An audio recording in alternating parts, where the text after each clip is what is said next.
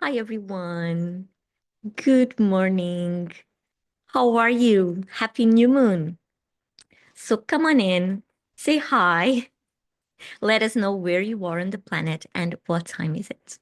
So here I'm in Portugal, in beautiful Sintra. It's 11:15 a.m. right now.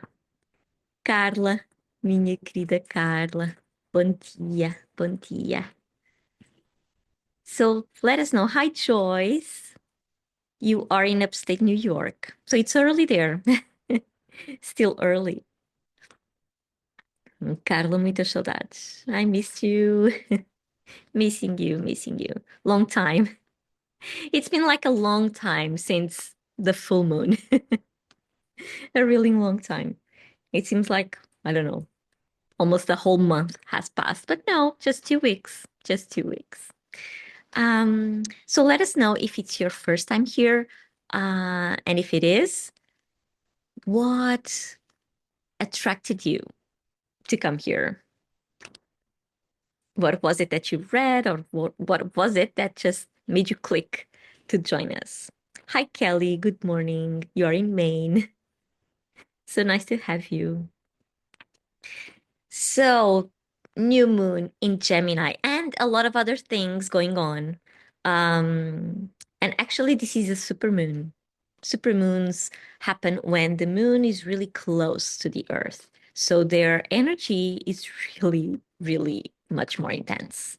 So everything that goes on in a new moon, which is new beginnings, new chapters in our lives, new intentions, it comes really enhanced during a supermoon.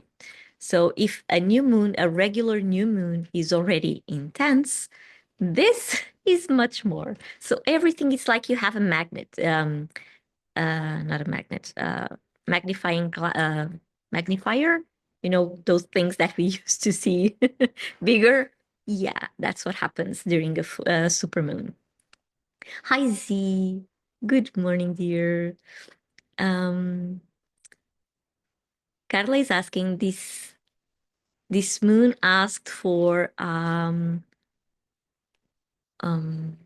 calming down and resting. She's asking this. Yesterday I had a fever all day. Oh, not much energy to do the regular stuff. Carla, yeah, everyone will experience new moons in a different way. So the new moon will bring you exactly what you need. Exactly. If you were needing to take a break, yes, that the new moon will ask you to do just that. On the other way around, if you need more energy, the new moon will also give you that. So it's almost like an adaptogen.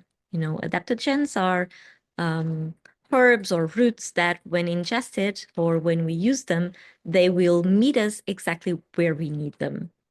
So different kind of herbs will have different kind of reactions. With the moon, the same thing. The same thing. Hi, Little. Nice to have you. Nice to have you here. Renzin trying to be on time. Well, you are on time. Right on time. Hi. It's so nice. Z Gemini new moon blessings from the UK. Thank you. Anne Marie, good morning. First time here, and I join as I'm working, so wanted to listening to something that would uplift me and relax me at the same time. Though I think you came to the right place. Well, be very welcome. Gara, hello, my dear, my dear. Oh, so nice to have you all. So nice to have you. So if it's your first time here, you will be needing a cup of water or a cup of tea to have nearby. Okay, even if you are just listening, you will need it so you can replace everything you are about to take out of your energetic system. You will need to replace them with something, and water is the best thing. Okay. Mm. So Carly's saying my rising sign is in Gemini. Yes, of course, that's why you are feeling the energy the most. Everyone with sun in Gemini rising sign in Gemini or moon sign in Gemini, they will feel it the most because this is the energy that's going on. Okay. And Gemini, oh, it takes a lot of energy. It takes a lot of our energy because it's really fast paced, really moving all around, going from one place to another one in like seconds. And this means not only physically, but intellectually as well, and emotionally as well. So Gemini is a really fast sign. I would say it's the most fast paced um, sign of the zodiac, always moving around. It has this energy of not staying too long in the same place. And so, yes, we are feeling it. We are feeling it. Little says, oh, perfect place end. Oh, thank you so much. Kara says, I miss last new moon and full moon with you. Happy to be here today. I miss your guidance and energy. Kara, it's wonderful to have you. Sandra, hello, my dear. So good to have you here as well. Carla, ui. Yeah, that's it. Ui in Portuguese, it's the same as ouch. So, yeah. So this is coming really, really hard.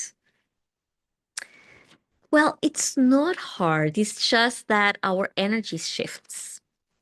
And if we are not prepared to that shift, it might feel overwhelming. So that's why we are here. That's why we are gathering here, so we can pace ourselves, so that we can ground ourselves, center ourselves, and have more clarity on the path ahead. Bree, hi Bree. So it's your first time here as well. Welcome. Where are you, Bree? Let us know where you are and what time is it. Gopi, hi Gopi. Hi Alexandra, we meet again. Just joining in after another teacher's new moon cacao ceremony. Oh, wonderful. Cacao, good for the heart. I had a cacao ceremony this weekend. Just wonderful. Um, Little says, sounds like my brother's kid. Always moving, always moving. Gemini, always moving. Even if they don't want to, always moving. Hi, Beverly. Hello again. Wonderful to have you here once more. Okay, so for those of you that are here for the first time, go ahead, grab a cup of water or a cup of tea to have nearby. And also, this session, it will be recorded, so it will be available to revisit anytime. At the end of the session, I will let you know how. Okay. Bri, I'm in South Australia. Okay. Oh, it's late there. Ready to wind down.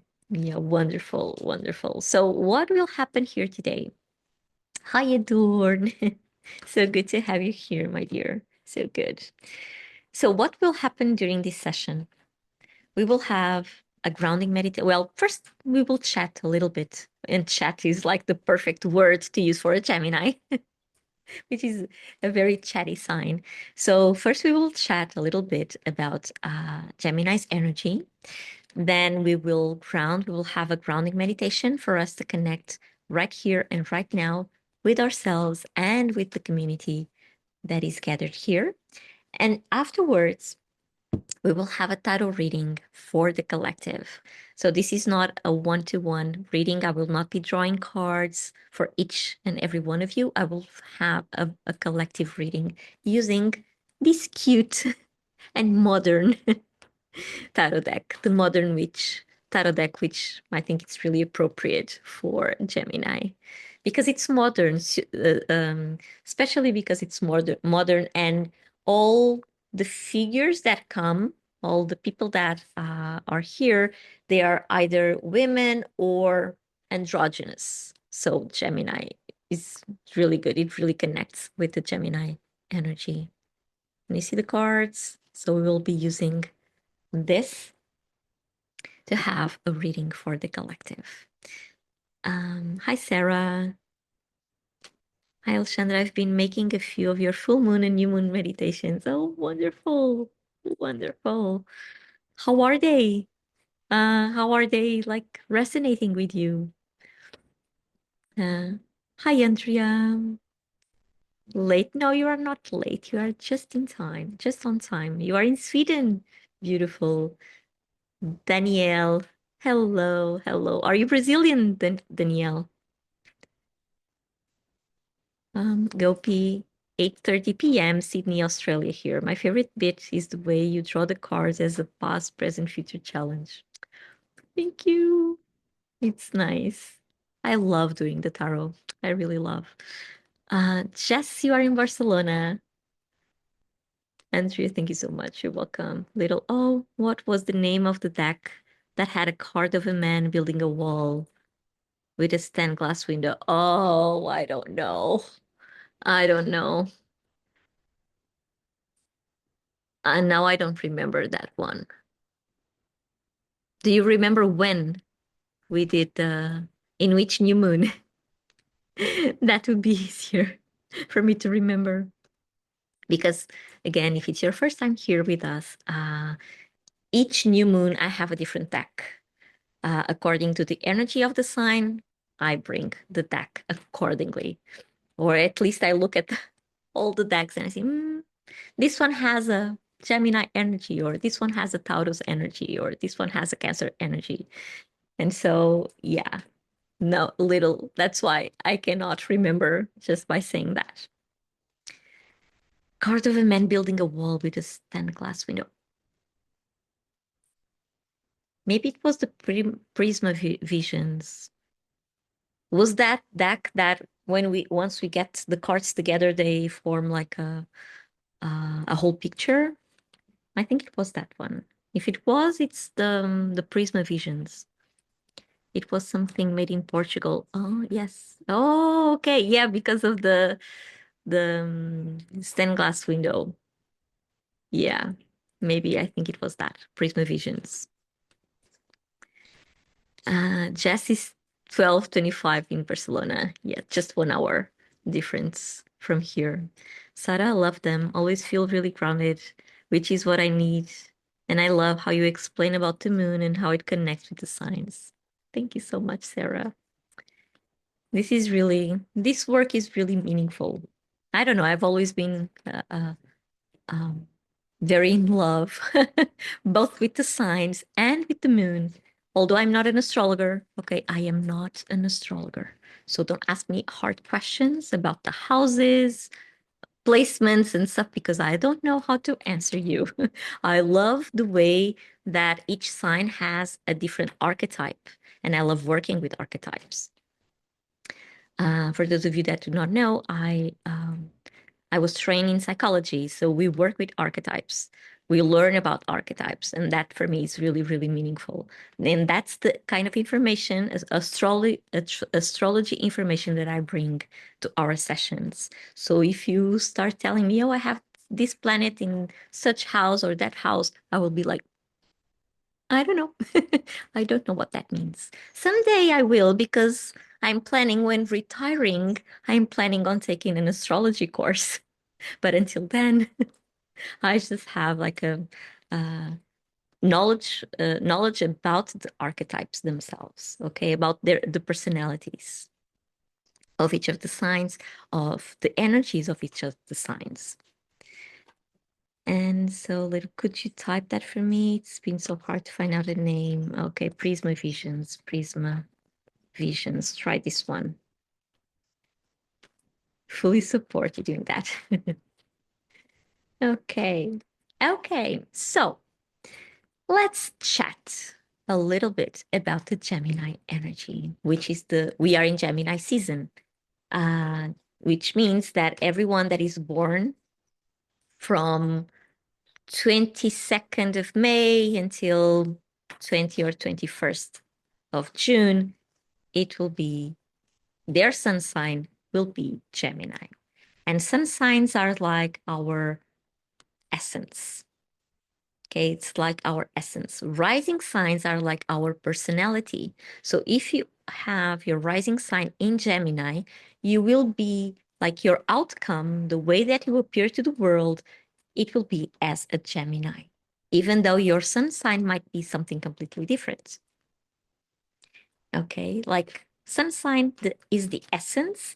Rising sign is your personality. Moon sign is the way that you feel things. So if your moon sign is in Gemini, well, you will feel things in a way that is very objective, always looking at uh, everyone's point of view, not really choosing one, but just acknowledging what's going on. So this is very Gemini. Gemini is it's the archetype of the messenger. Let me just write it here. Gemini. Gemini is the archetype of the messenger.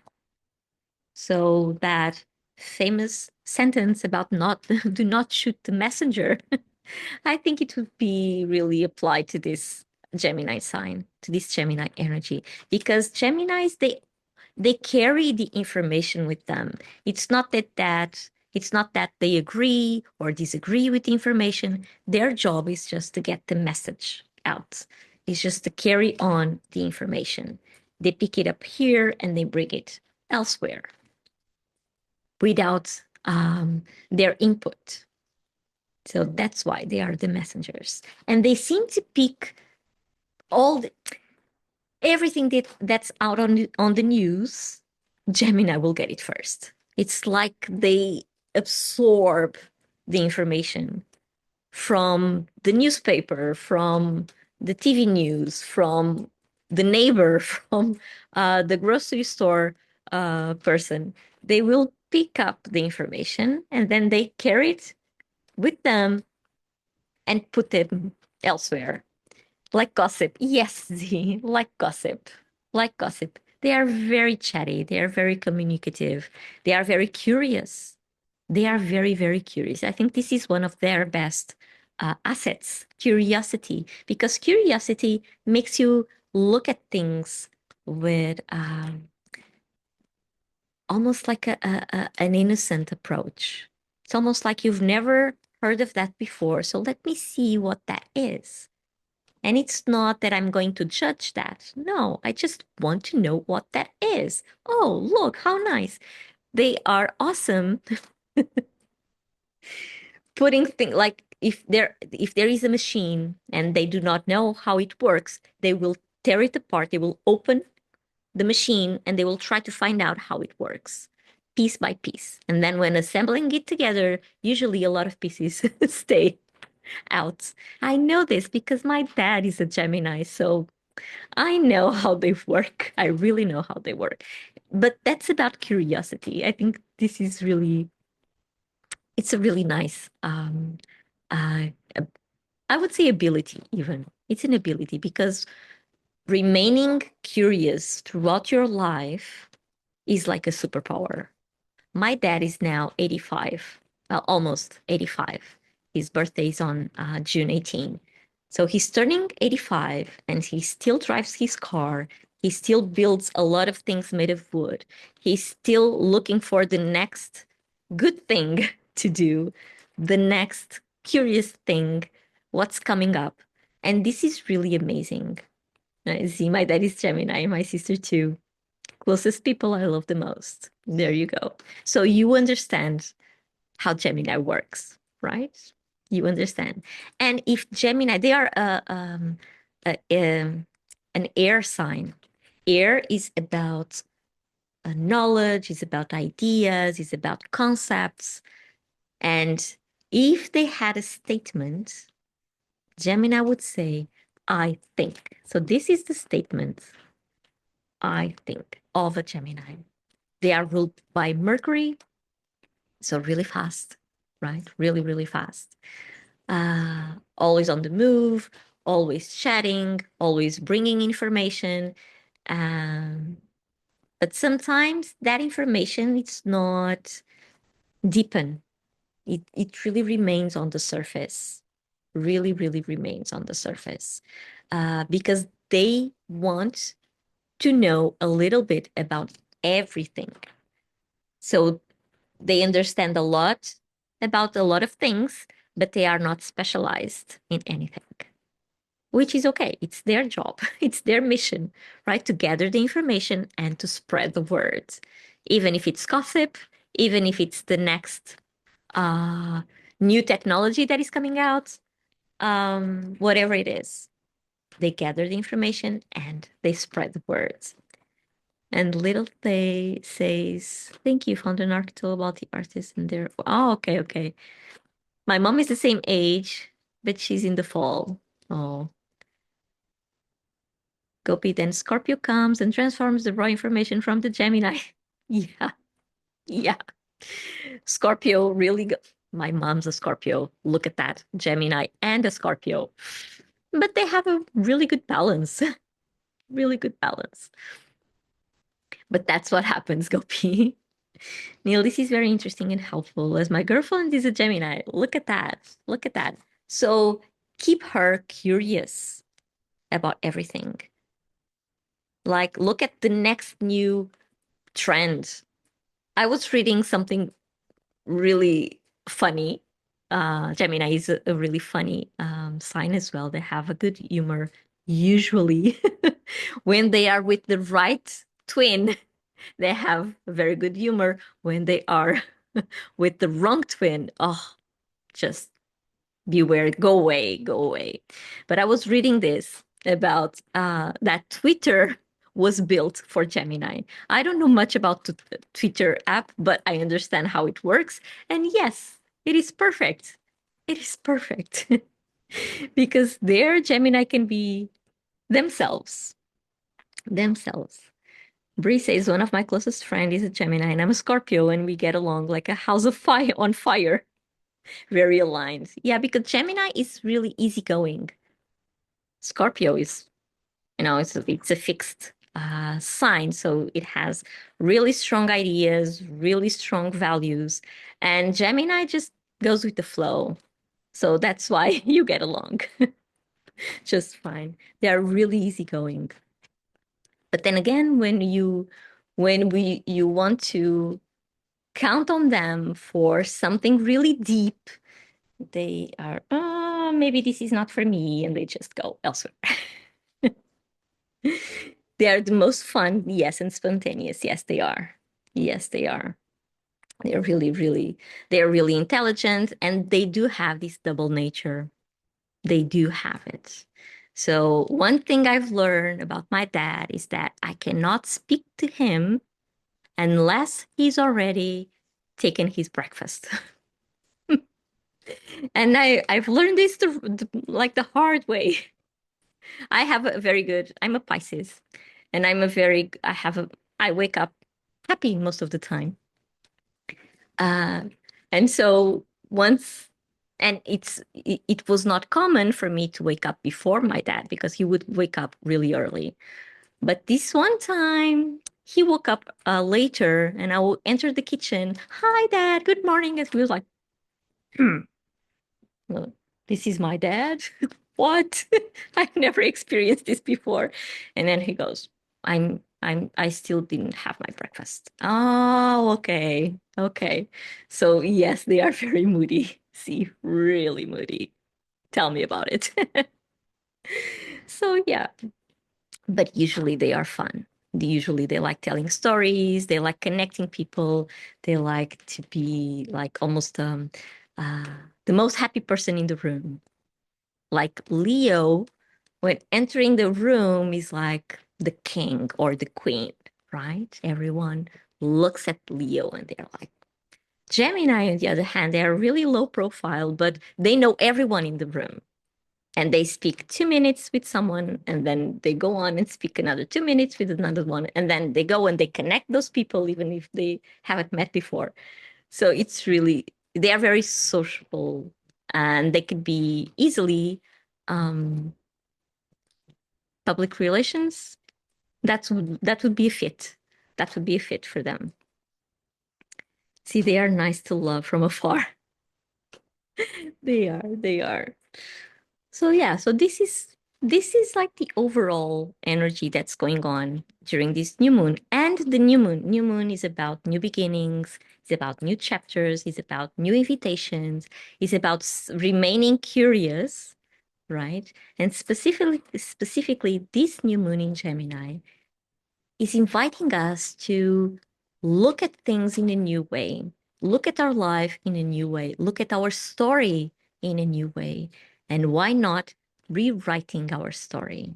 The stories that we tell ourselves, this new moon is about retelling, is about closing a chapter and rewriting that same story. It can be the same story, but with different words.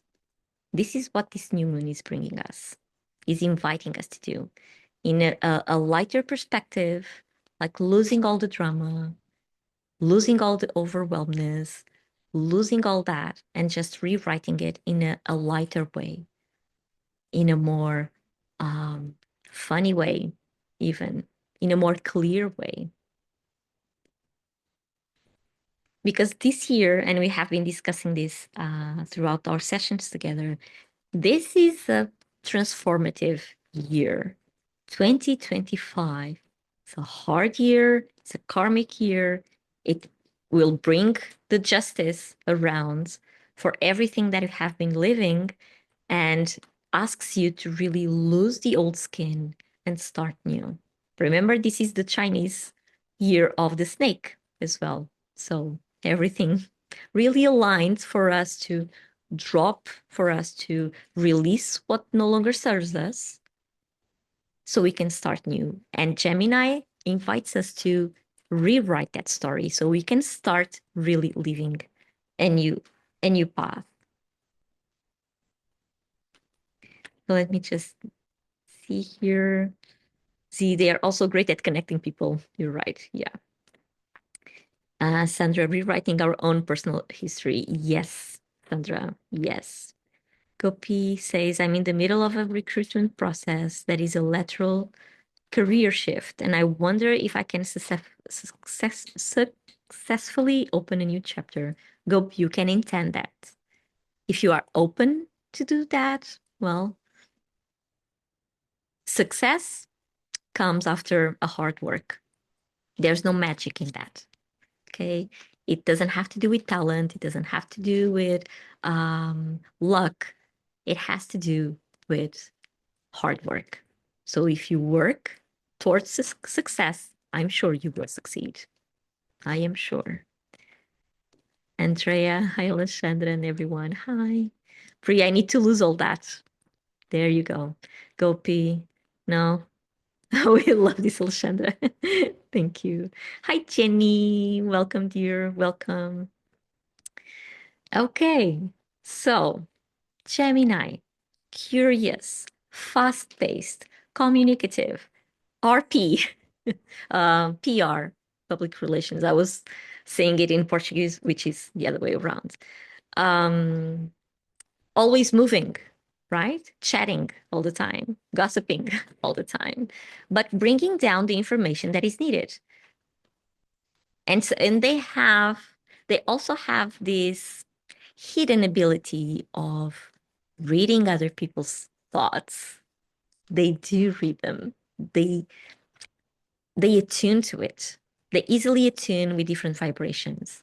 That's why they are easygoing. They adapt, they adjust and adapt in every different situations.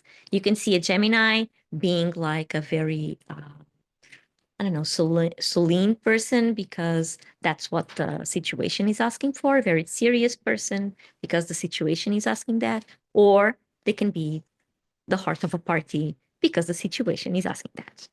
They really adjust and they adapt. Hi, Violet. Good morning. Andrea, I am a Gemini. There you go. The flirtatious too. Yes, they love. Oh, they love. Flirts. Oh my God. They do love it. Without any intentions or second intentions. They just love being there, flirting, getting to know you, and they really know what to ask you. They show interest in you, right? And they are interested because they are curious. Remember this. Curiosity is their superpower. So yeah. Uh, they lead people on. Sometimes. Yes, they do. They do. But they don't mean any harm. Neil, my girlfriend is very communicative. I enjoy peace and quiet. Oh, Neil, she will push you around every time. Every time. They like cinema, they like theater, they like arts, they like everything. Everything there is in the world, they enjoy it because they are curious. They want to know. They want to know how they work, how everything works. See, yes, without intention. Andrea, oh, I'm only an Aquarian. Aquarians, well, they're really, I cannot say they are similar to Gemini, but they share the same air elements. So yeah, they also have some of these qualities as well. Curiosity as well. But for an Aquarian, curiosity comes to enhance humanity. While Gemini, they can focus at one person at a time and they really make you feel special because you are their attention is there at that moment. While an Aquarius, it's more spread out because it's about humanity. It's not about each individual. Gemini is about each individual and then getting together. Uh, Aquarians are about the whole humankind, what is best for the whole humankind. And they bring that knowledge down as well. Z says they are pranksters too. They are. They are. Andrea says, curious, reading 5 books parallel at the same time and inhaling content. Yes, there you go. There you go. Oh, thanks. You read me like a book, Alexandra. Oh, of course. Of course. Yeah. I don't know where my Gemini is. Well, we all have all the signs in our birth charts. So we are inspired by each of their archetypes at some point in our lives or in some areas of our lives, depending on the house, on the placement of the houses. It depends where they activate, where they are activated. Actually, I think Gemini is in my communication house. I think. That's why I love teaching. That's why I love being here, connecting with everyone. And then comes my Sagittarius, which is my rising sign, connecting with the whole planet, traveling. So I'm very drawn to Gemini energy because of that, especially because of the curiosity and about the connection between individuals. And is he a prankster? Never. Born in London. Yeah, but Gemini, they are really, really. And they always have these new ideas about everything. Everything. As I was saying, everything that is trending, even if it's still not trending, Gemini is already there. They already know that that will become a trend. So Gemini is in your 7th house in partnerships. Mine, I don't know. I don't know. It could be. It could be. Now that you're mentioning it, it could be. I don't know by heart. Yes, you're something. I don't know. I have to look at. I have to look at my birth chart to understand better. But I know it can be in 7th house because I'm drawn. Because if I have Sagittarius as a rising sign, the opposite would be my ascendant, descendant. So yeah, as Sagittarius is first. So yes, yeah, I got it. Thank you, Z. So that it is Gemini is in my partnership. Oh, there you go. That's why I'm drawn to them. I'm really drawn to them. And my husband, he has Gemini in somewhere as well, in a strong element. But I know, yeah, I know. I've done this analysis before, but now I don't remember everything. But yes, Gemini is in my eighth house. What does that mean? See, hmm? Eighth house is about what?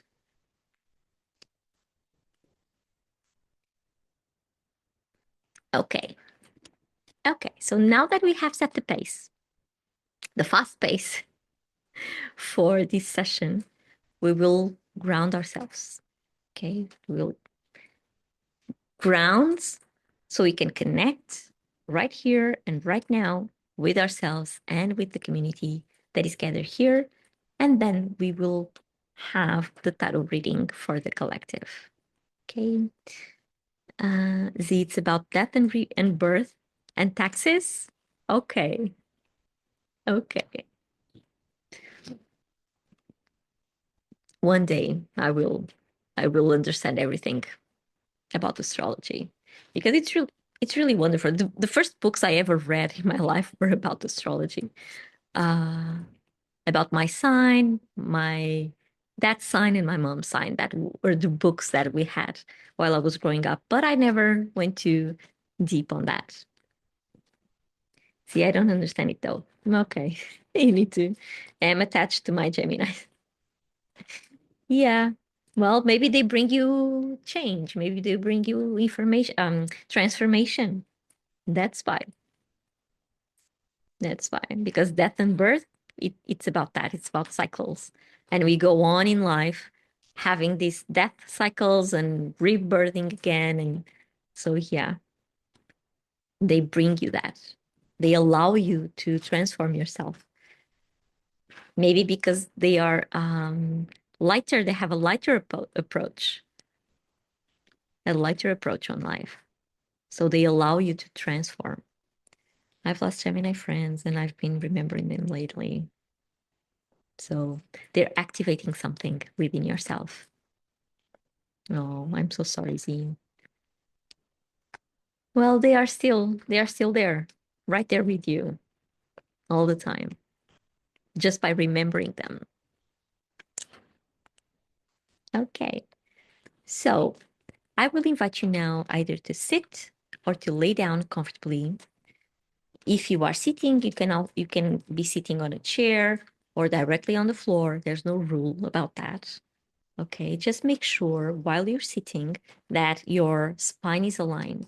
And you can help with that by rolling your shoulders back and imagining you have a string pulling you up from the top of your head. So you just lost me? Okay, it's back. Okay. So if you are sitting on a chair, place your feet parallel to the floor, like the soles of your feet really touching the floor so you can connect with it. Okay, so you can feel it.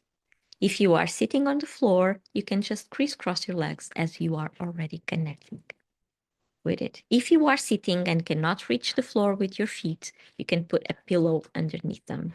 That way you will be connecting as well. If you are laying, place your feet also parallel to the floor. That means that your knees will be up and supporting each other. And that way your spine will be automatically aligned on the surface you are laying on. For extra comfort, you can put a pillow underneath the back of your knees and or underneath your neck. Okay. This is meant for you to be comfortable, so don't overthink your position. Just sit quietly and stay there so you can listen to the words that I'm about to say.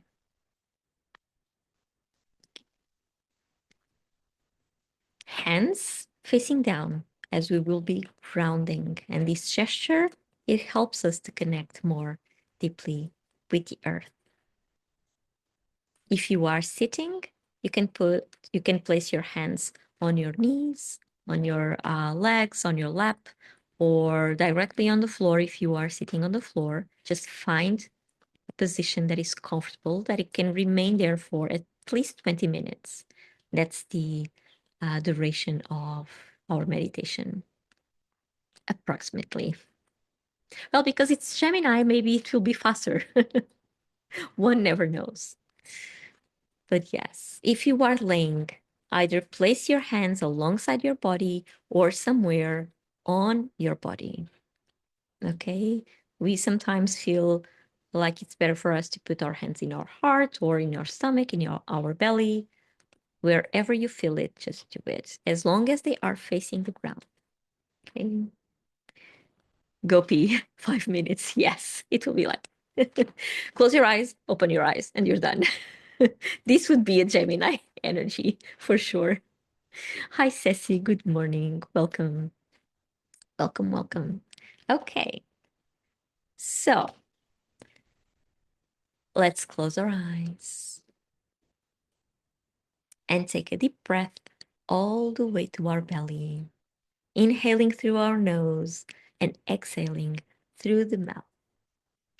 Inhaling as deeply as you can and exhaling as slowly as you can.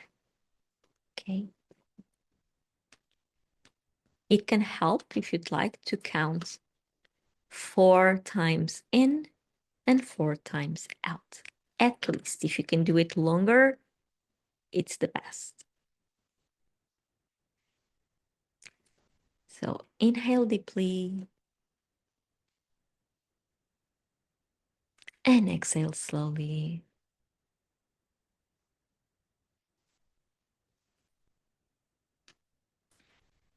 One more time. Inhale all the way to your belly and exhale.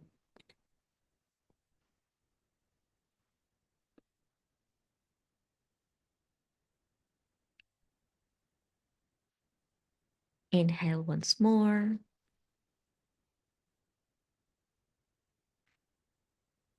and exhale.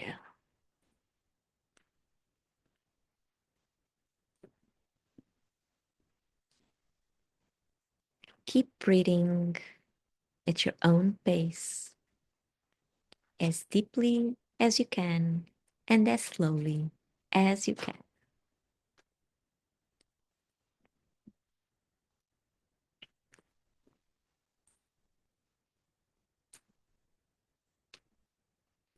And take your attention to your root chakra, located at the base of your spine.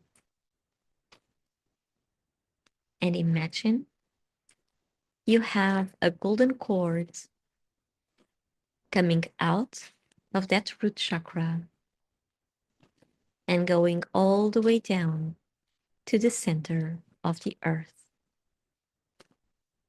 Gently and slowly crossing all the layers of the planet until it connects with the core. Your golden cord goes through the crust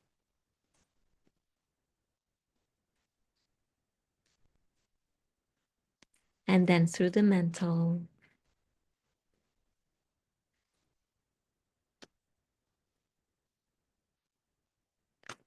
through the outer core,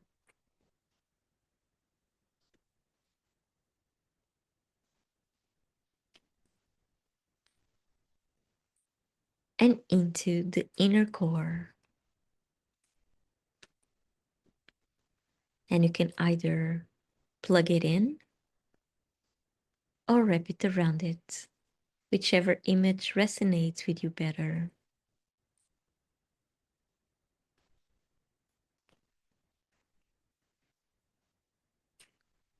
Take a deep breath here and out.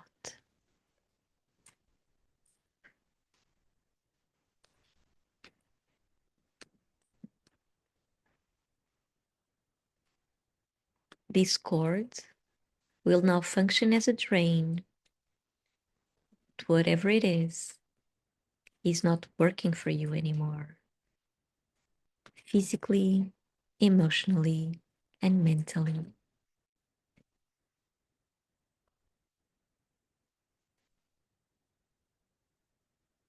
Take a deep breath and out.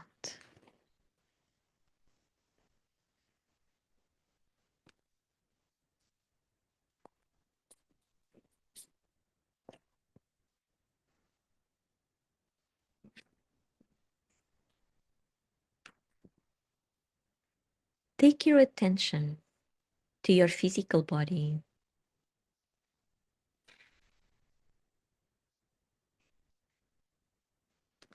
And notice if you have any tensions in your muscles, any rigid parts,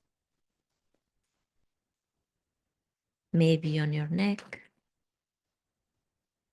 on your shoulders, on your stomach,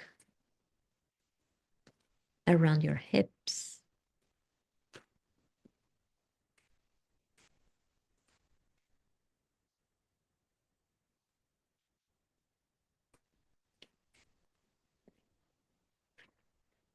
Take a deep breath and out.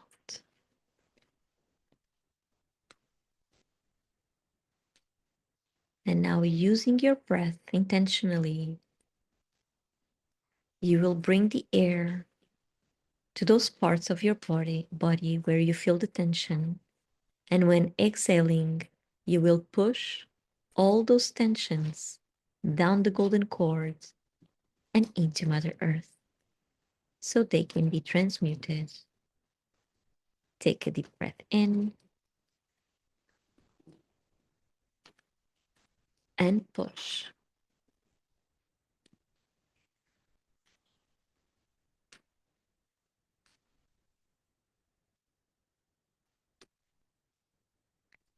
Another deep breath.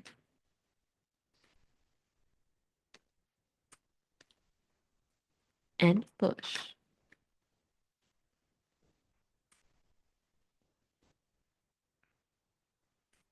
Let all those tensions go down the golden cords and into Mother Earth so they can transmute it.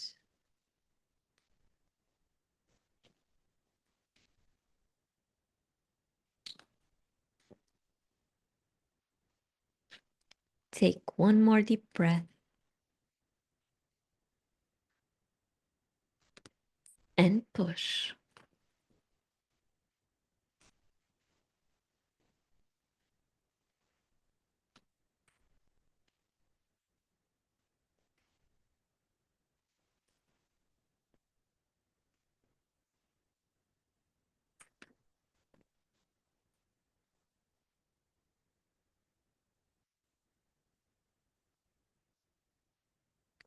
Take your attention now to your emotional body.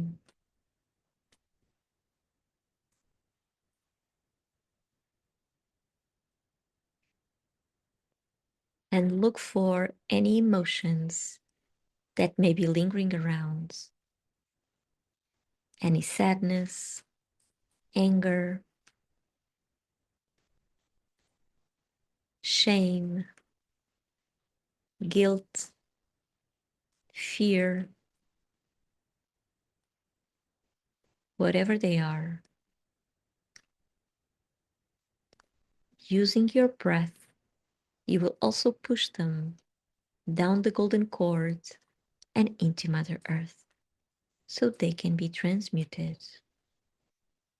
Take a deep breath and push.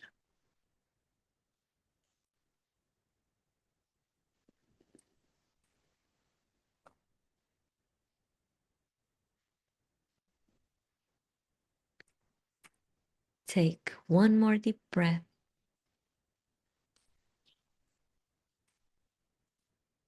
and push.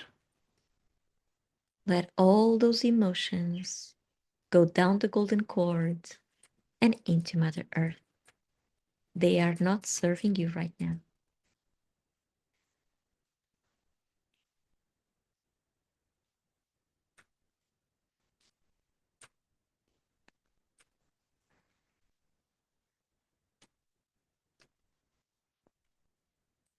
Take one more deep breath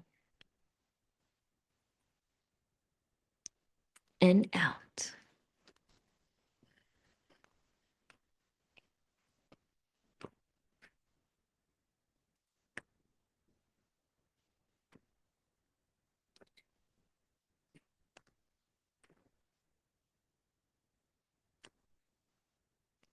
Take your attention now to your mental body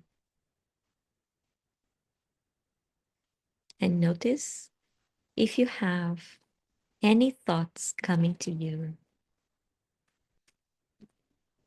any worries, any anxieties, any to-do lists.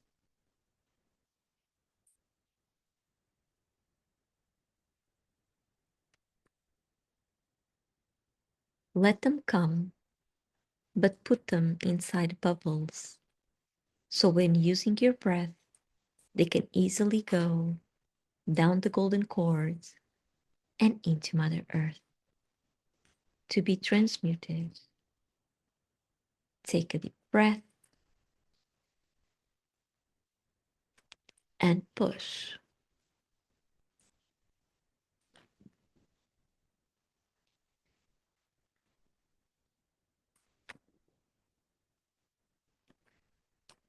Take one more deep breath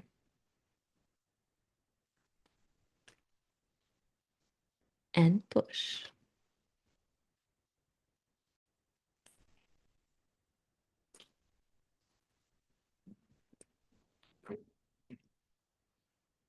Let all those bubbles of thoughts go down the golden cord and into Mother Earth. They are not serving you right now.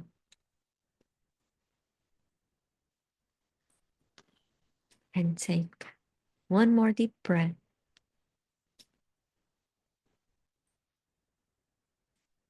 and out.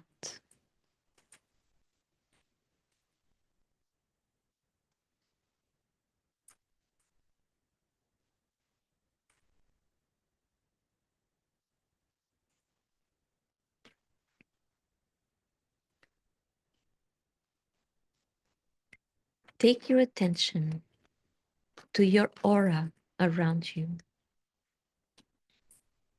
This is an egg-shaped shelter that surrounds and protects your vital space, where nothing nor anyone is allowed to be except yourself.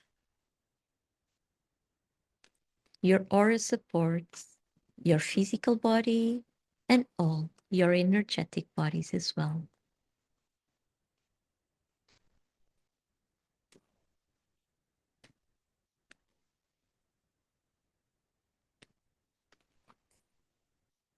Imagine your aura to be golden.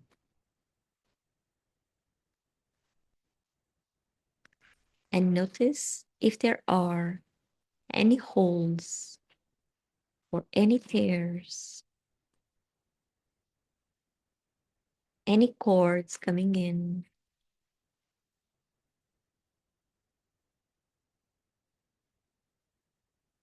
muddy or foggy areas,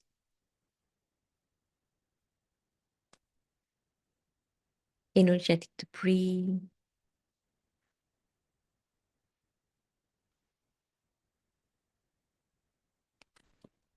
So if you find a hole, fill it with golden light.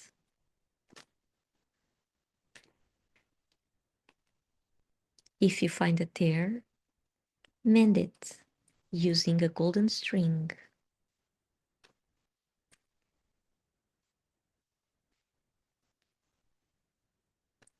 Cords coming in, cut them using golden scissors or a golden sword. Take a deep breath here and out.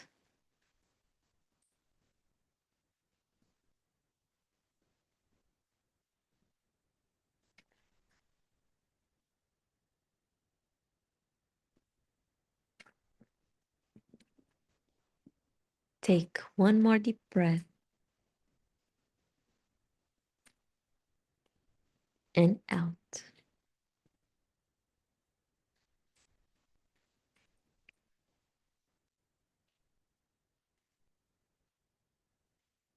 Mud or fog, you can clean them using a golden cloth.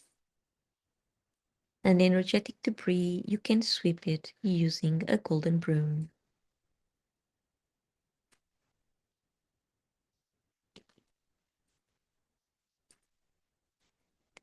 Any object or tool you may have used to take care of the limits of your aura, you can now let it go down the golden cord and into Mother Earth. They do not serve you anymore. Remember that this is your vital space. Nothing nor anyone is allowed to be there except yourself, not even the objects or tools you may have created. So you can now let them go. Take a deep breath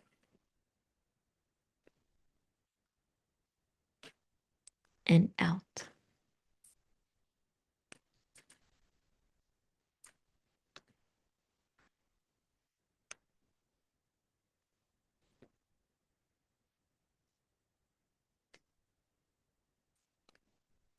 And inside your aura, on the top of your head, imagine a golden rosebud.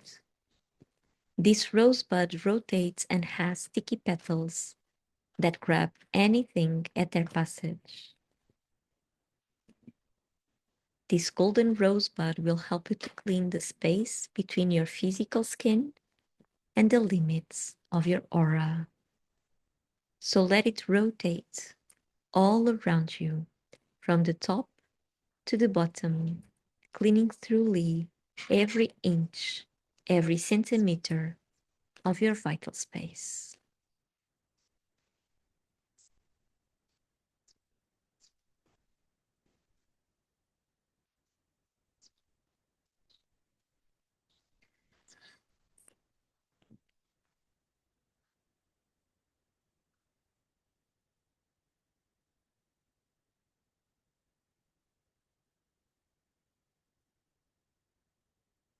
Take a deep breath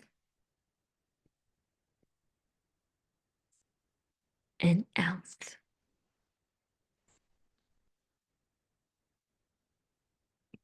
Once the rosebud has reached the bottom of your aura, you can now let it go down the golden cord and into Mother Earth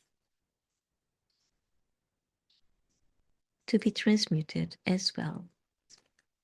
And using your hand, your physical hand or your hand of light, cut the golden cord you have attached to your root chakra, let it fall down to the ground so it too is transmuted, and put on a new golden cord coming out of your root chakra and going all the way down to the center of the earth as we did before, going through all the layers of the planet until it connects with the core.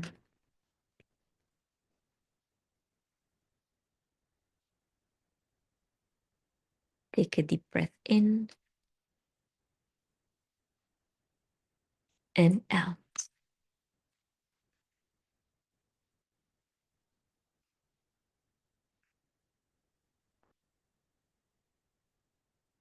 And now, outside your aura, imagine 4 rooted roses around you. 1 rose in front of you, 1 on the left, 1 behind you, and 1 on the right. These are your guardian roses. They are here to protect you, to help you with visualization and with separation, separating your energy from everybody else's, so we can all learn to respect each other's vital spaces. If one or more of these roses does not look well, is dried out or fading away, please blow up all the roses.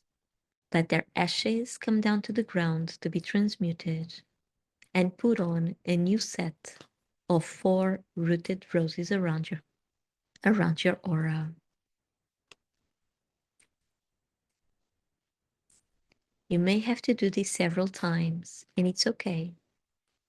Do it as many times as you need to ensure you have healthy roses protecting you.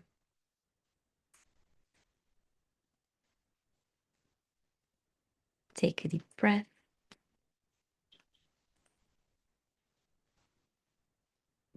And out.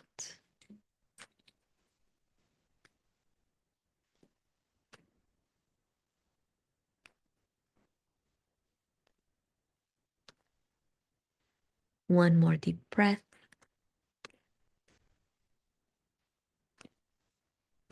And out.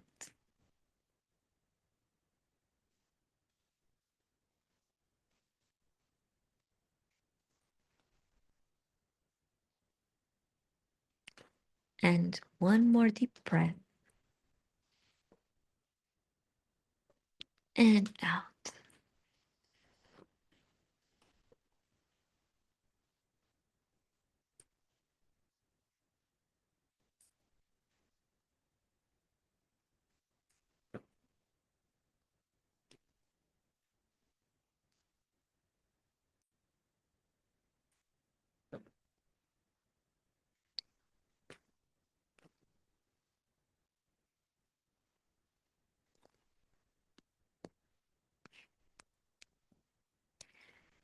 And now on the top of your head, imagine a golden sun.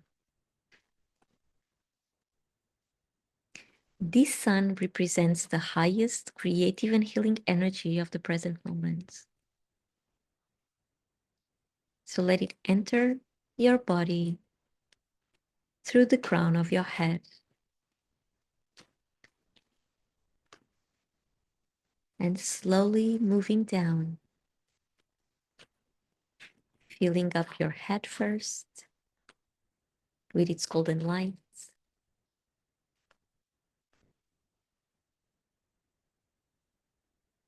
then moving to your throat,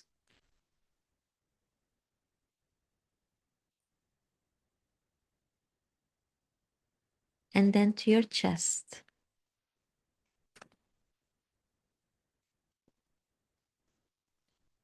This golden light touches every cell in your body,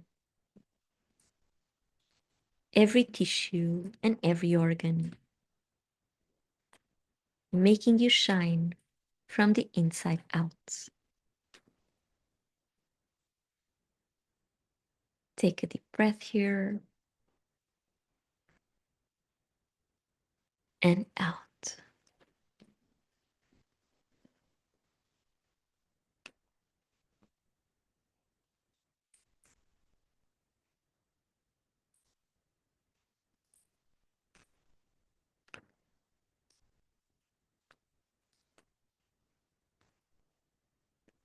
The sun continues to go down to your stomach now,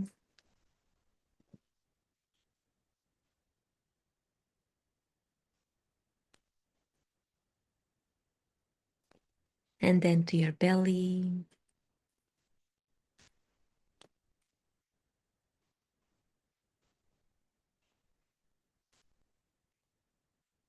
to your genitals,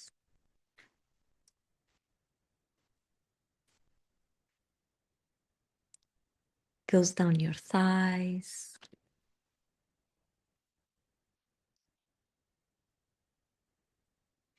your knees,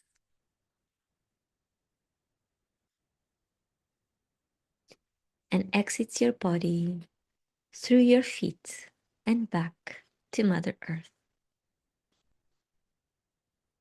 Take a deep breath here and out.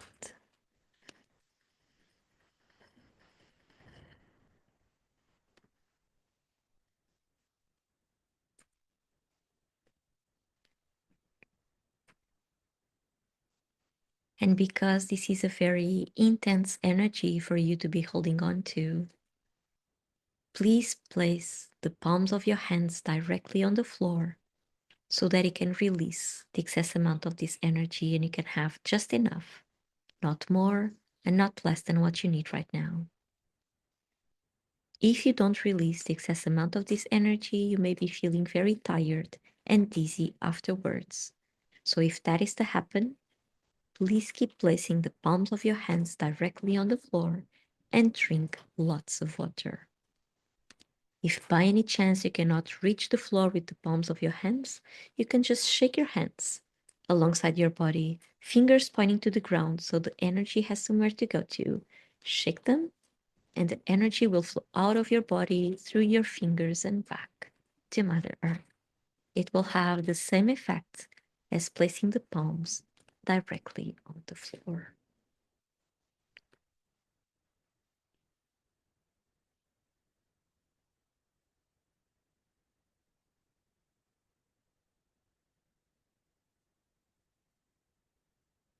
So when you are ready, take your time at your own pace, at your own rhythm. Can gently come back to the room. Open your eyes. Stretch if you feel like you were waking up from a nap. Stretch your body so you can feel it again. And drink lots of water now. Okay? So you can replace everything you were taking out during the meditation. You were releasing what was no longer serving you, and now you are replacing it with something healthy, which is water or tea. You can also have coffee or cacao, as you please, but water is actually the best thing.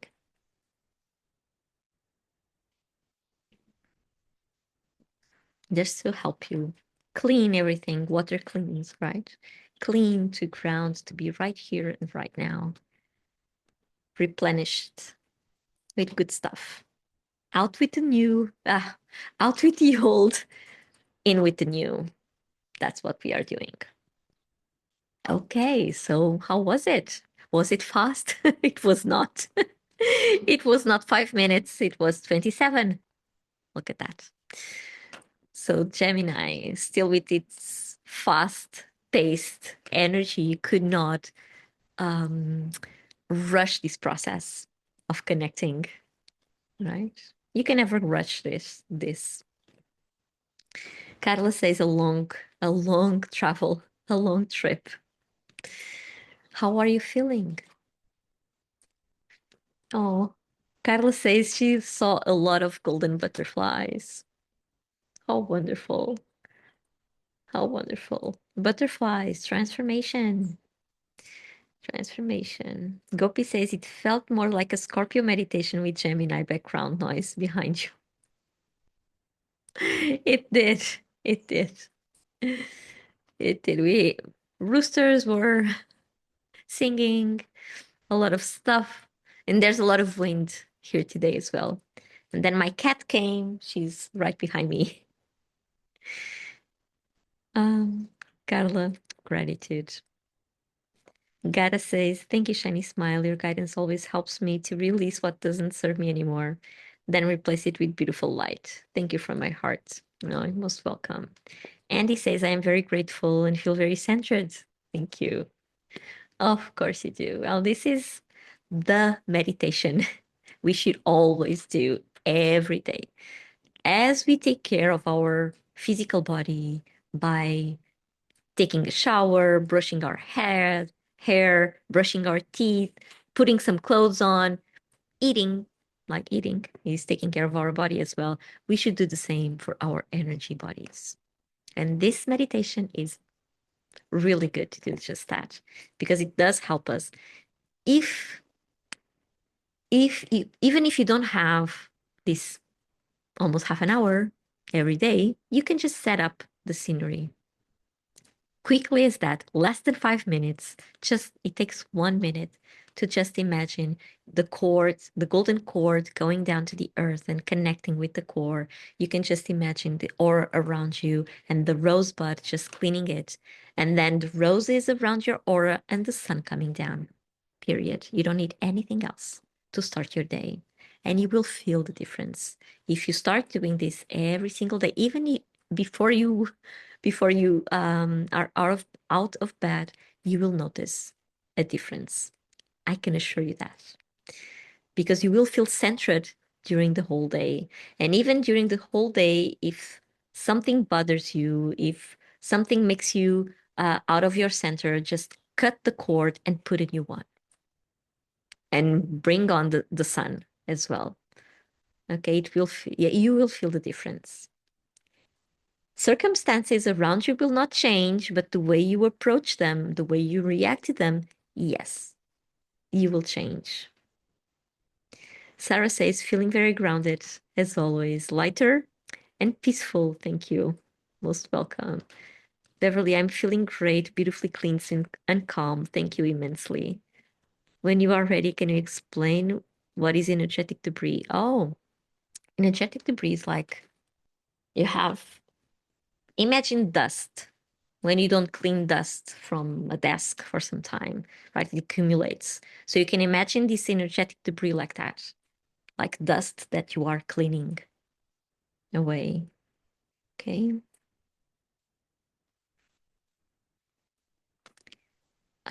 Violet, I went deep, didn't realize it was so long, felt it like a few minutes. Yeah. Carla says, quite intense and focused on now and what it is to be. Thank you for the meditation. A travel to my deepest of my thoughts, dreams, and some direction. Didn't feel like this for quite some time. Carla, ainda bem. Que bom, querida. Beverly says, ask, is this meditation available amongst our tracks? No, you need to come to every live. It's not recorded. It is not. Well, it is, if you understand Portuguese, it is recorded in Portuguese on my premium tracks.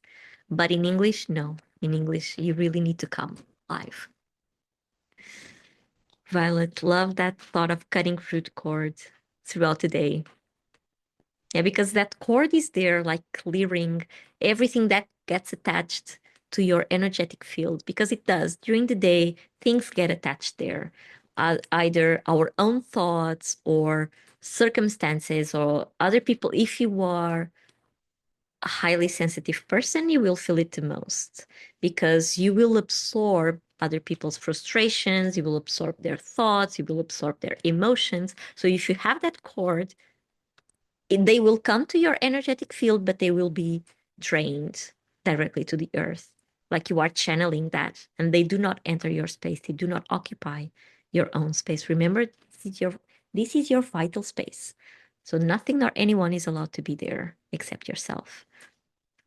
And so the cord helps you with that. See, I transformed all the grief into gratitude. Oh no, I get goosebumps. Goosebumps all over. See, go pick quick as that. And Gemini is off the chat. One of my roses kept wilting and there was black ash. Wonder if that is some sign. It was just clearing what was around you. Just those roses, they deal with the energy that's outside of you, right? They protect you. So if they kept disappearing and disappearing in smoke, yeah, they were clearing something out of your energy. Beverly, you're welcome. See, I cried and released all my Geminis. Oh, with so much love and gratitude. So beautiful, Z. Gopi says, I had sadness, emotion released too.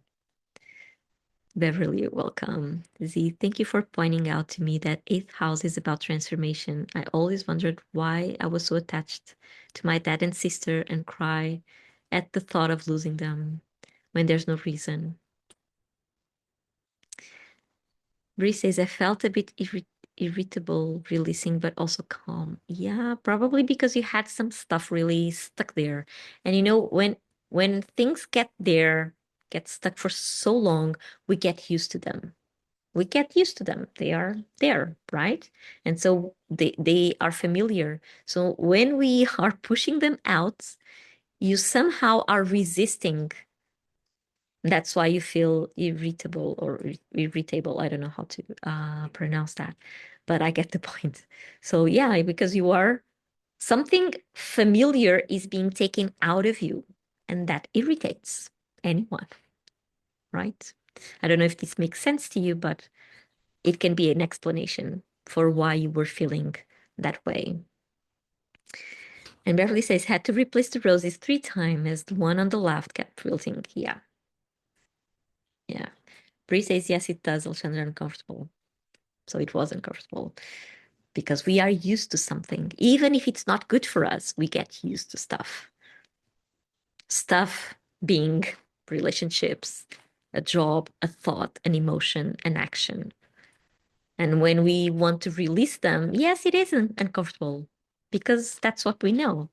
And when we release them, something of the unknown is unfolding and we are not comfortable with the unknown. We know, we like to know where things are going.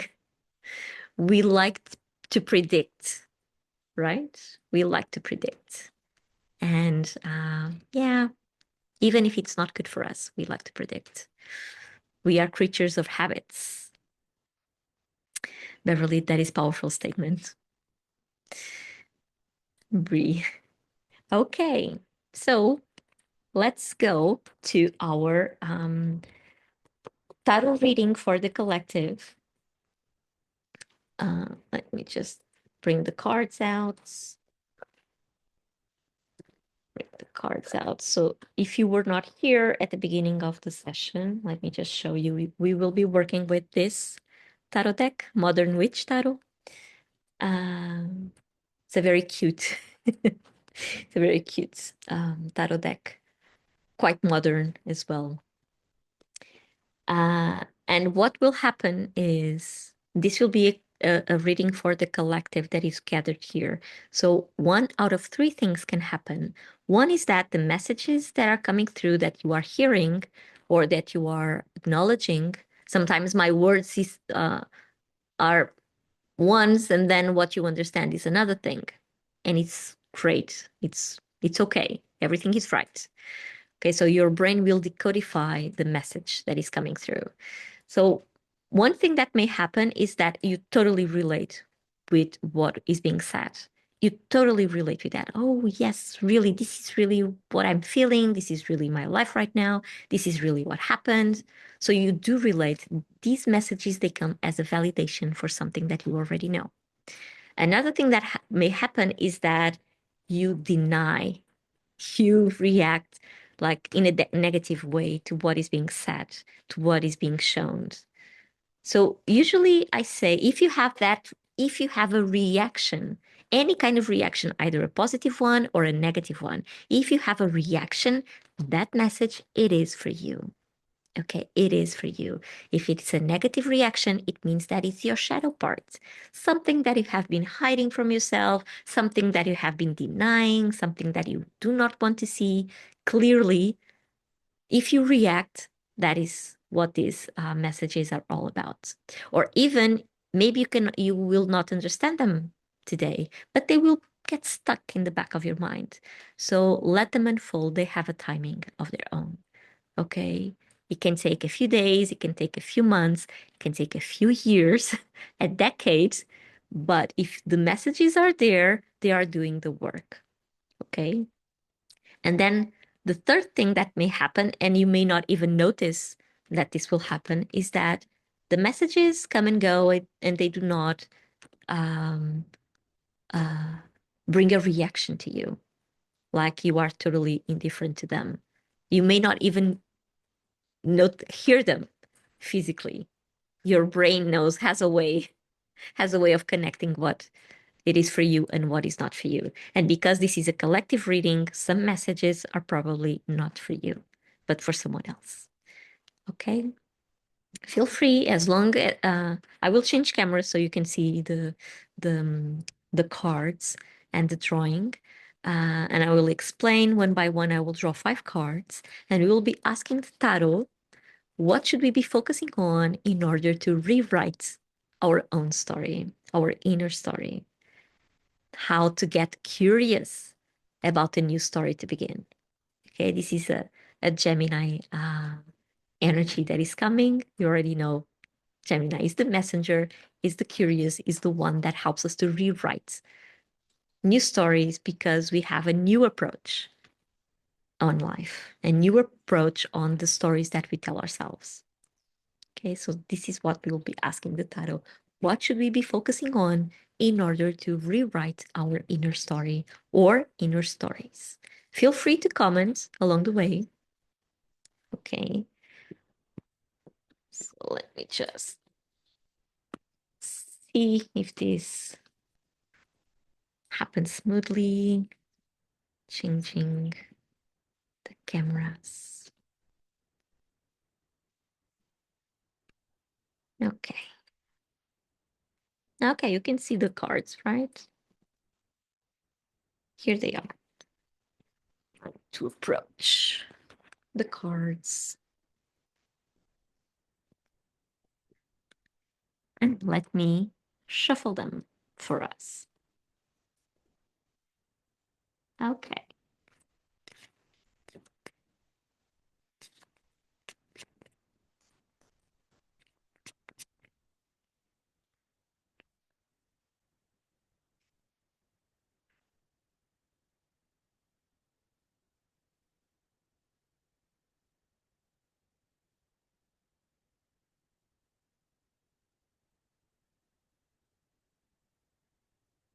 Of course, they want to chat with us.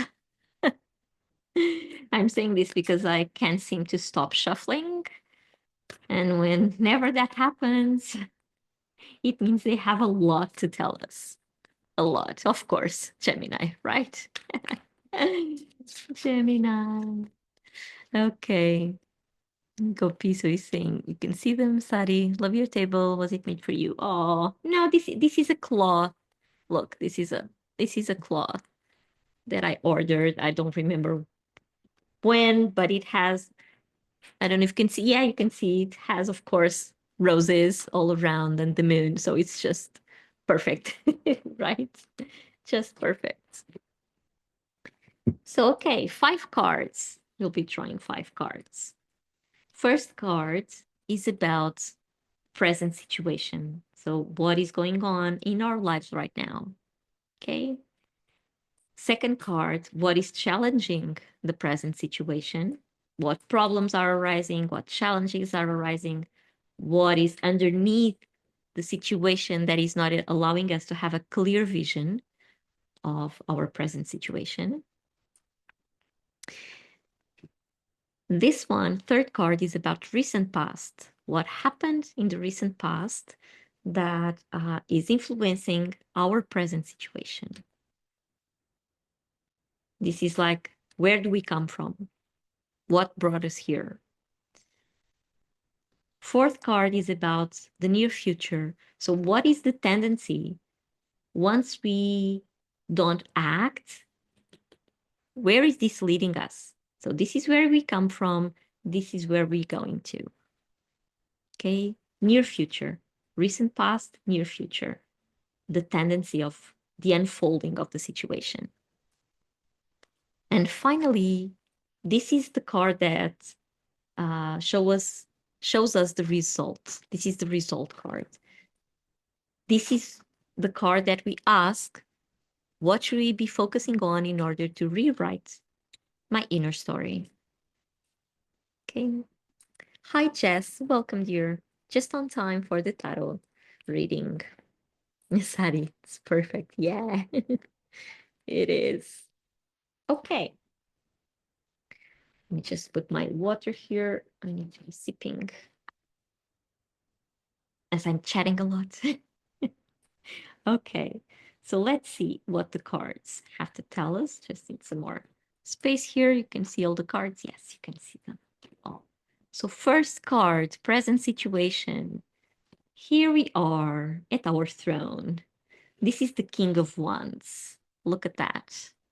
King of Wands is about, well, wands are about action, are of the element of fire.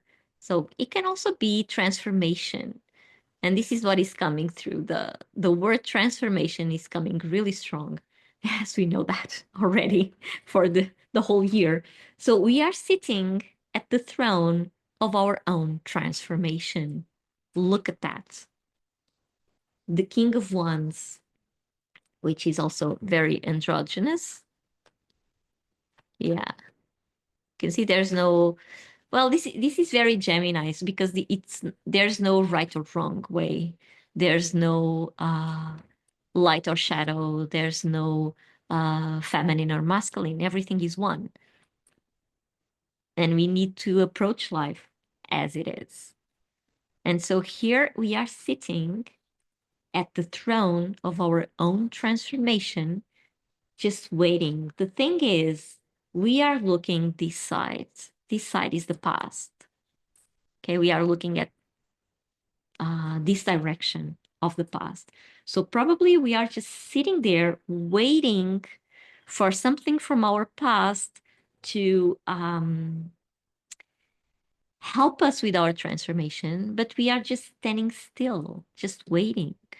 We are not doing anything. Although this is a suit of actions, it is, but we are just sitting there. And we have some anger. Look at her or his hand, her hands. Look at the hands. He's like holding on to something, really holding on to something.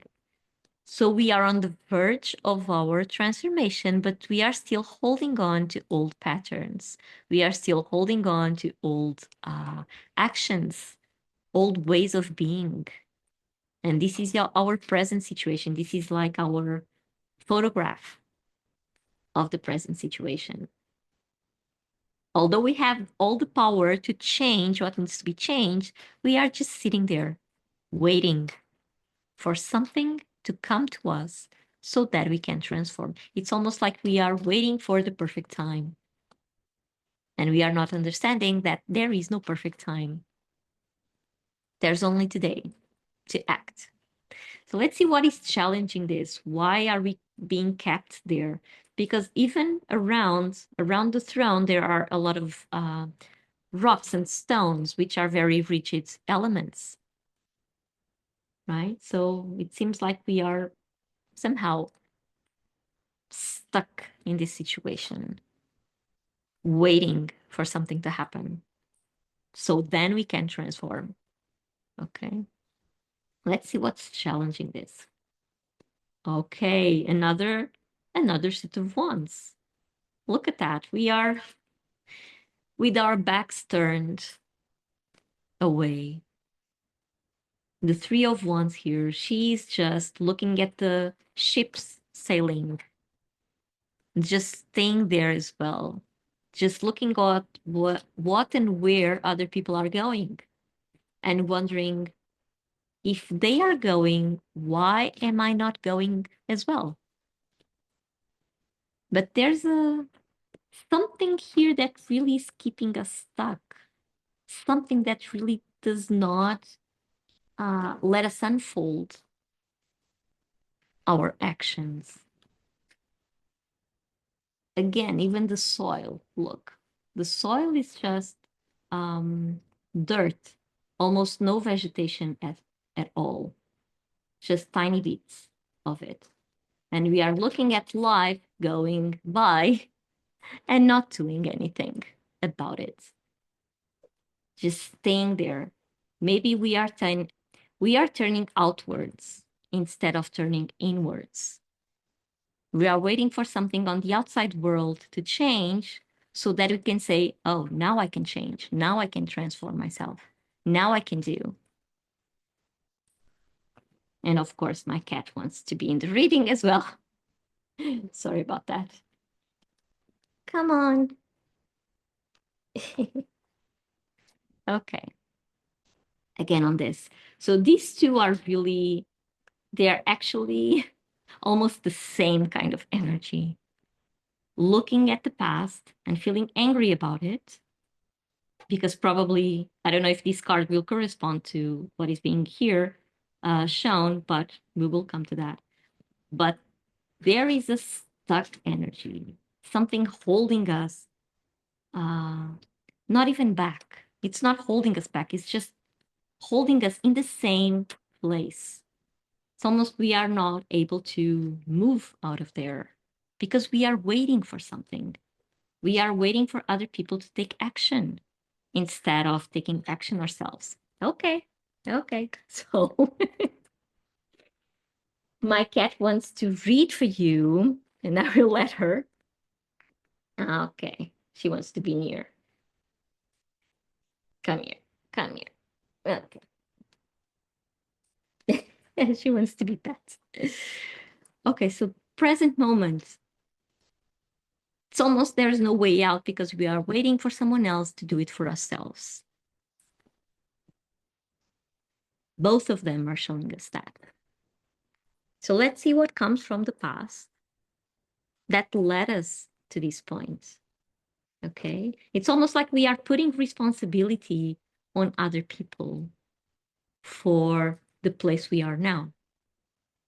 Although we are owning our throne, but we are not doing anything with it. We are just there and looking at life passing by without any actions from our side. Wondering why can they be on the boats on their own lives, going through their own lives, and I'm still here. Let's see what the past has to tell us. Breathe in deeply, please. Breathe in deeply. 9 of Swords. This is the despair card. It's like waking up in a life that is not ours. Waking up every day in a life that is not ours.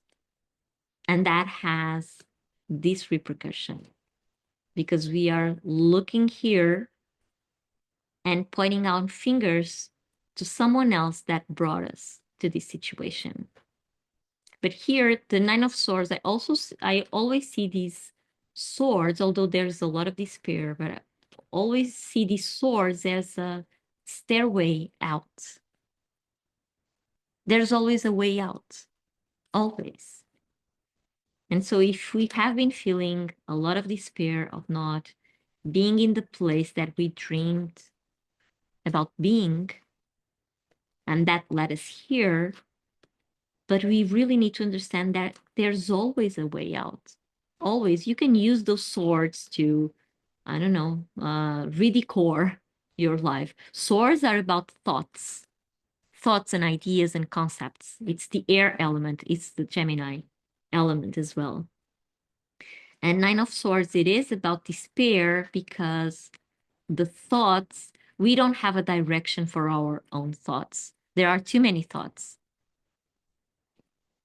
And we are trying to figure it out which ones are our own thoughts.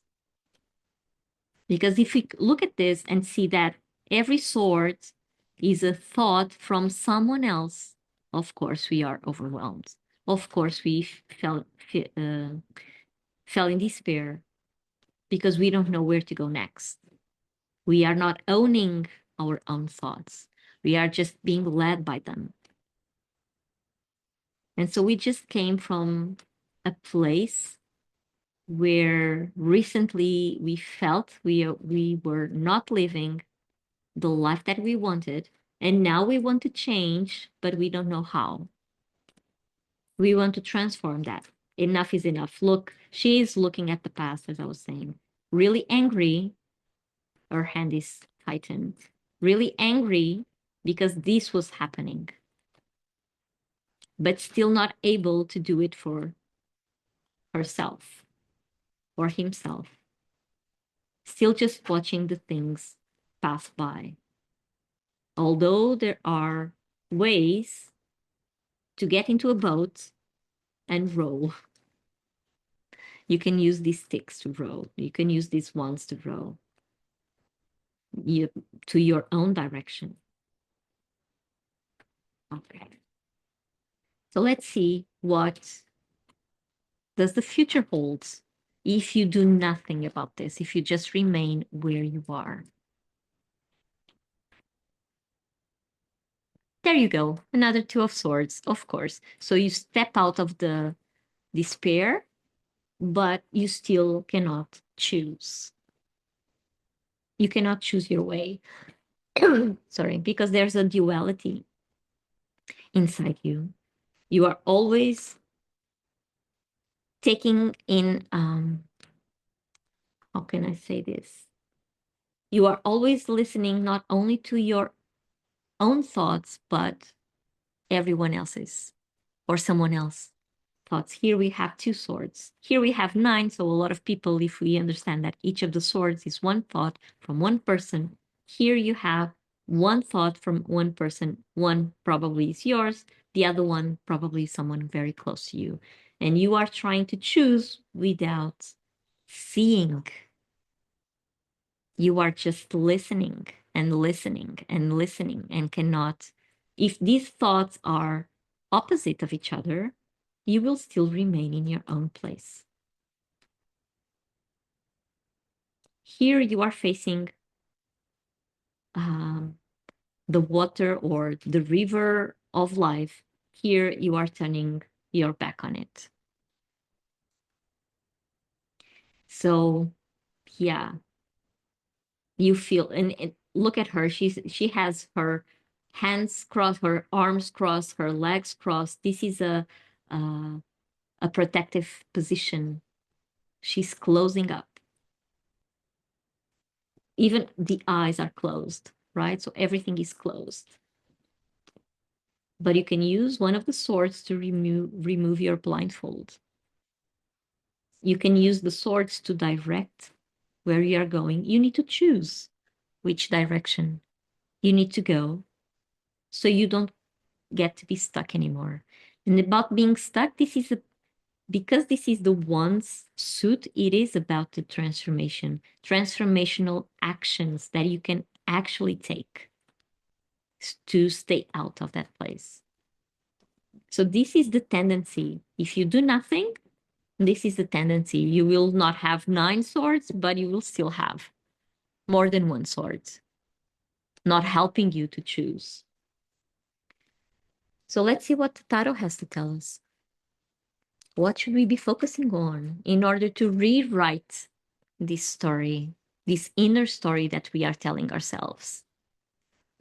Ah, there you go. Knight of Wands. Action, action, go ahead. Just take that horse and go elsewhere. A knight is, while the king is about gathering the conditions for everyone to thrive, the knight is about getting there, is about hunting, is about going out and do something different.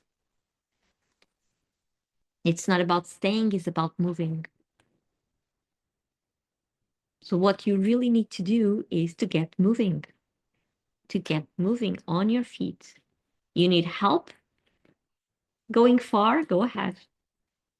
Ask for that help. You have the horse here. The horse will take you wherever you lead the horse to. It's not the horse that is going as it wishes. No, you have to lead the horse. So you have to lead your own actions. You have to take your own wands. You have to take your own magic. You have to take your own story and have a direction to it. Give it a direction. Kay saying go out and do something different to get moving on your feet. Yes. Yes, do something different instead of being there, just waiting and getting angry. Instead of being here and being frustrated because everyone else is doing it and you are not, just do it. Just do it. Choose the direction instead of waiting for the perfect direction. Choose the direction and just go. It doesn't matter if it's the right or wrong direction. There is no such thing. There is no such thing as right or wrong direction. You just get to choose one direction and you go. You stick with it. You stick, literally, you stick with it. Okay, because this is not about just choosing. This is about taking action, choosing and taking action upon that upon that choice. If you take action before intending, you will get lost. There is this excellent exercise that I love when I'm in a group, which is I always ask people to go around the room at any direction. But before they move, they need to look. First, you look, choose the point, and then you go. This is exactly the same thing. Choose, first look, choose, and go. Because it makes a difference. It does make a difference. Because you are focusing on your goal. And when you focus on your goal, there is nothing mystical about this. This is just psychology. When you focus on your goal, you are instructing your brain where you want to go. And then all your actions, they lead you there. Let me just read what you are doing. Kay just joined, resonating so much. Oh, wonderful, Kay. Sigh, take a leap of faith. Yes, it's almost like taking a leap of faith, but with intention, right? Letting go what is familiar. Remember, we were talking about this earlier. Let go what is familiar. You are so accustomed, you are so used to be here on your own throne, feeling angry that you cannot see another way out. But if you leave that throne and sit on a horse, do something different, then you will have something different in your life. This is how you can rewrite your story. Instead of being a story of despair, instead of being a story of anger, instead of being a story of frustration, no. You get your own life, you get your own stick, you get your own wand, you point it out, and you go. Oh, let me just read what you are saying. Amy, take action for change and growth. Exactly. Gotta, me too, indeed. Z, everything, the whole story is what I resonate with. Kieran, hi, Kieran. I joined at the perfect time. These cards are really resonating. Beautiful. Sue, this is so relevant to me, except I want to go, but wanting to sell my house, looking forward to my new life. Wonderful. That's a different direction, right? You're already doing it. And she says, I've been stuck overthinking for far too long. There you go. Sarah, love this. And Andy, oh, well, really good. Beverly says, everything resonates deeply. Yeah, the tarot knows. Look at that. The tarot knows. So, yeah, rewrite your story. Instead of waking up every day in despair, instead of feeling angry, instead of feeling frustrated, just go. Just go. Just go. But don't be led, okay? Don't be led. You are the one with power of riding that horse. If you do not instruct your horse, it will not know where to go. Okay, I don't know if you have experience riding horses. I do, of course, I do. So if you do not tell him or her to where to go, they will be stuck again. Okay, you will be stuck again. So you need that movement, but you need to instruct where you are going to. Okay, and you need to instruct whether you are pacing or running or jumping. You need to instruct the horse. Remember that.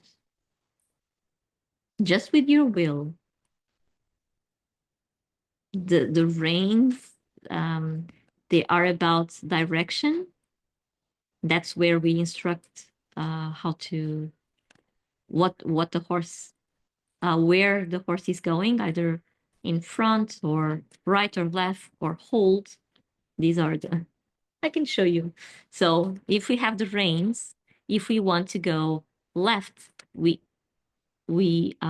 push this one and loose this one, the other way around. Okay, if you want the horse to hold or to stop, we just hold both the reins, then it will stop. And then we with our feet, we instruct how is the pace, what is the rhythm of the horse. Just walking or running or jumping. I don't know the names in English, the technical names, but we instruct with our feet. So everything in our body, and the horse feels us. Okay, the horse always feels us. So we need to hold on and speak with our body at all times. But we are the ones instructing, not them. Okay, not them. Not them. I can even tell you a story now that we're talking about stories. Let me just change cameras here. Let me tell you one of my horse stories because it was such a long time ago. I was a teenager. Let me just change cameras. Wait. And this really, it was a very meaningful episode. So I was riding this horse. His name was Hero. And he was known as a very moody horse. And so I was riding, and at this point, he was not obeying me. He was not doing anything I was asking. Uh, and so what I did, I just stopped the horse. I went out of the horse and I went away because I was angry. I was really angry at that point because it was raining and, well, everything was very discomfortable. The minute I started walking away, he came from my back and started poking my back. Like, okay, come on, let's finish the class. Let's go and be with me again. And I was like, I looked at him, I was like, but you will do the same thing. And I don't want that because it's raining. I'm discomfortable and you are not doing anything that I want, that I'm asking. And so, okay, I breathed in it deeply.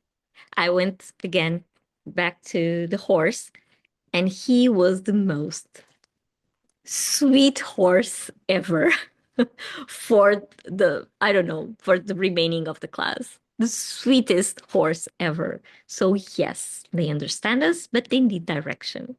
Okay, they do need direction. And this, if we understand horses being our life, they need direction. We have to tell them the pace and we have to tell them the direction at all times. Okay. And when we get angry, we stop and we reevaluate. Reevaluate. So I lost some of your comments. Everything resonates. Same Z, time for some movement, says Kay. Beverly, look and take action. Yes, Kanu, can you please pull a card for me too? Kanu, this was a collective reading, so I'm not doing one-on-one. If you'd like to have one-on-one, you can reach out here on Insight Timer, but that is a paid work. That would be a paid session. But if you'd like, go ahead. Go ahead. Okay, how to take the first step. Taking the first step, literally take the first step. Move your body. Move your body. Because, well,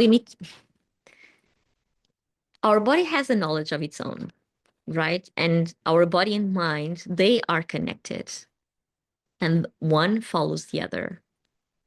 And instead of letting your mind command you, let your body command you for a while. Shake your body. Dance.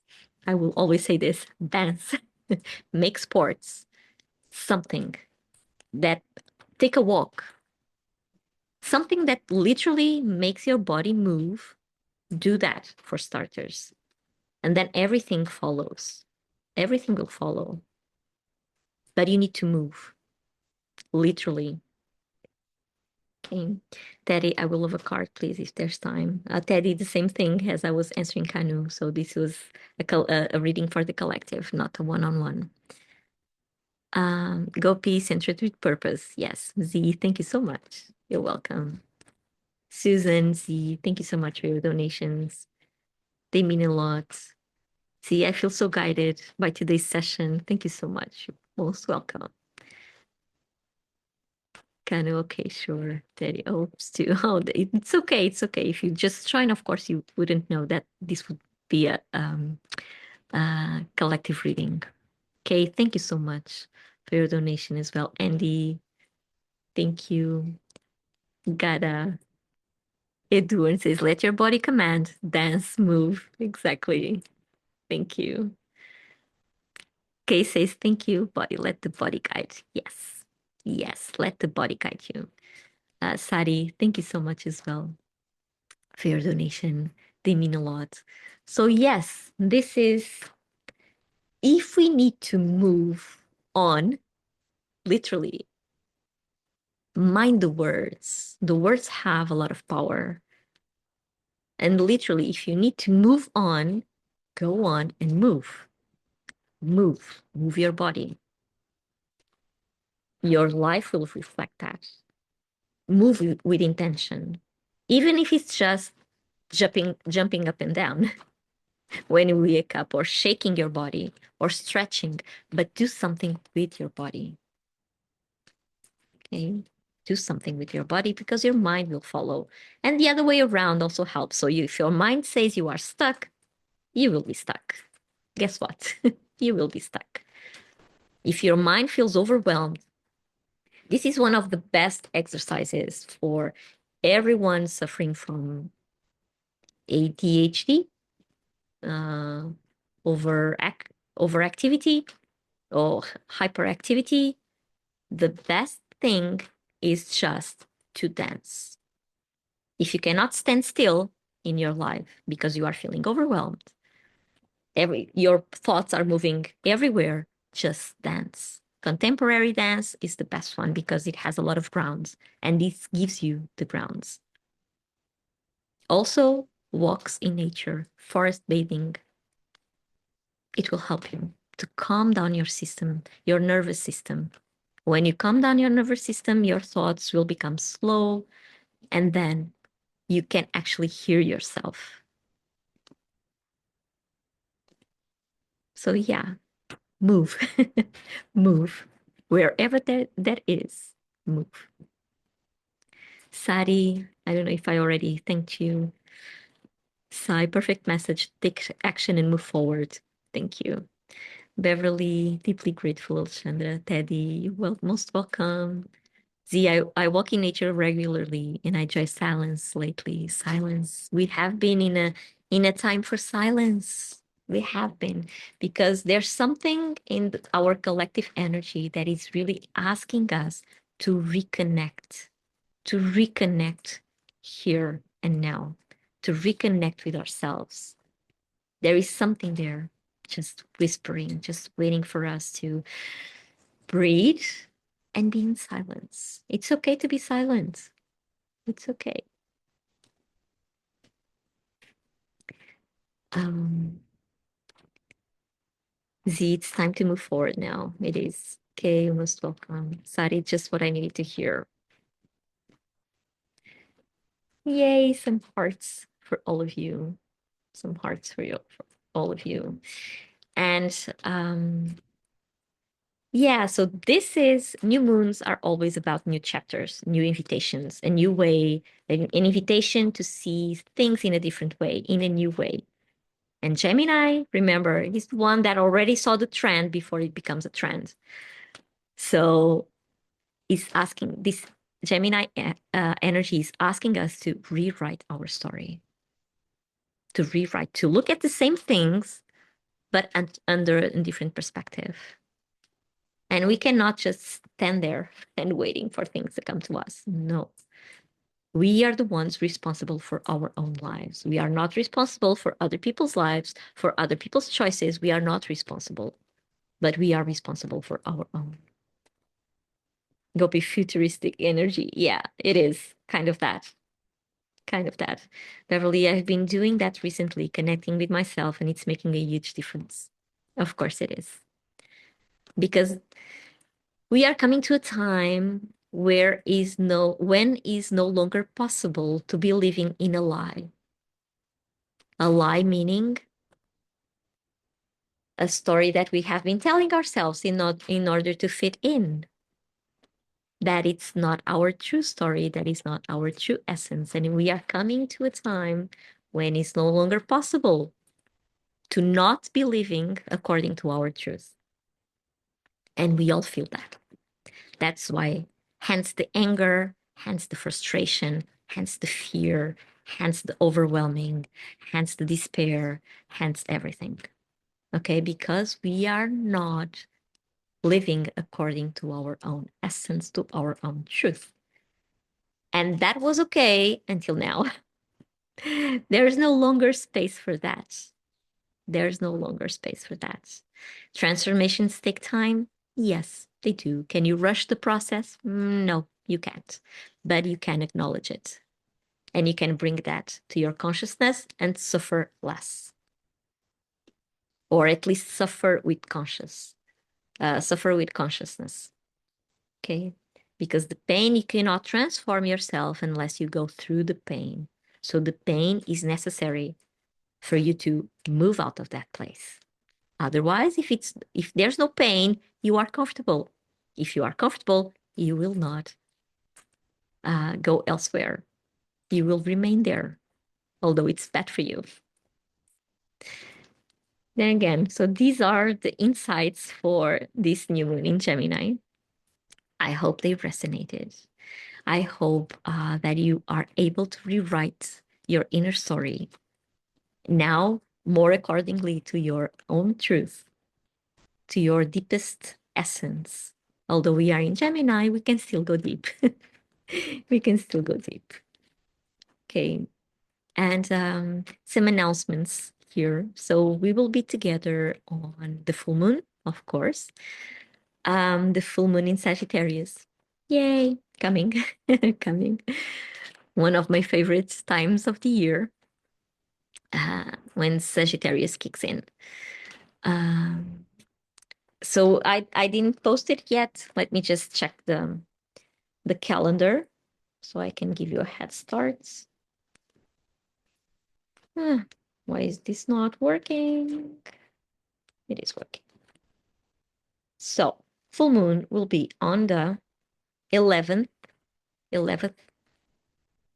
June.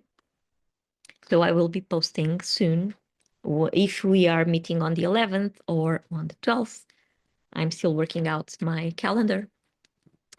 We are having, well, not here on Inside Timer, but outside Inside Timer, we are having a series of workshops dedicated to the dark goddesses. So we already worked with Kali, we worked with Lilith, and now on June 9, we will work with Persephone. So if you feel drawn to these archetypes, we always work with archetypes, feel free to join. Okay, this is a paid journey. Okay, these are paid sessions. If you go to my Inside Timers profile, you can check the link that is there that goes directly to my website where you can have more information on that. Okay. Edurne, yes, Edurne is here, and Jenny is here too, and Carla also. I recommend the Goddesses series. They are really powerful, really powerful. So if you'd like to join us on Persephone, go ahead. Registrations are still open. Okay, Carla, minha querida. Hi, Samantha. We are just saying goodbye for today. And so, as I was saying at the beginning of the session, this session is recorded. If you'd like to access the recording, also send me a message here on Inside Timer on my profile, and I will let you know how. Okay, I will let you know because I cannot. I cannot announce here on Inside Timer. Cannot make ads to other platforms. But anyway, if you'd like to connect with me, also you can also subscribe to my newsletter to receive all the upcoming events, everything that is going on, either on Inside Timer or outside Inside Timer as well. Okay. Thank you so much for your presence. It was such an honor to hold this space for you. And I hope to see you soon, either on Persephone or on the full moon here on Inside Timer. Okay. Feel free to reach out. Oh, wait. I always forget this. Oh, I always forget this. So we have a group here on Inside Timer, which I don't post there for quite some time now, but it's called the Creative Moons. So feel free to join us. Sometimes I write some more things about each lunation there, so you can join. Also, you can find me on Instagram as the Feminine Path Project. The Feminine Path Project. This is not just for the ladies, okay? Not just for the ladies. The feminine path, it has to do with intuition, it has to do with all this wisdom of the tarot, of astrology, of archetypes, of ancient psychology. So it's not just about the ladies, okay? Because we all have the feminine and the masculine inside. The feminine is about the intuitive side of us, connecting with that side of ourselves. You can also find me on Facebook as my business name, or you can just follow the link on my profile to get to my site. Okay. Feel free to reach out. Feel free to ask questions. I'm always available, always. Okay. Sending you a lot of love and a lot of chatty energy, curious energy, so you can rewrite your inner story this time. Okay. Much love and see you soon. Mwah. On my heart. Yay. Hearts? Ah, now they're coming. Okay, dear ones. See you soon and thank you so much for all your donations. They mean a lot. They mean a lot. Bye bye.